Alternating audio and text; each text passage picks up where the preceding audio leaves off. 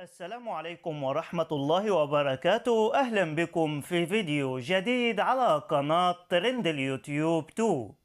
وموعد مباراة النصر والاتفاق ضمن مباريات الجولة 29 من دوري روشن السعودي للمحترفين، ومعلق المباراة والقناة الناقلة للمباراة. ولو أول مرة تشوف القناة بتمنى تعمل لايك للفيديو وتشترك في القناة وتفعل زر الجرس لكي يصلك إشعار بكل فيديو جديد يتم تنزيله على القناة.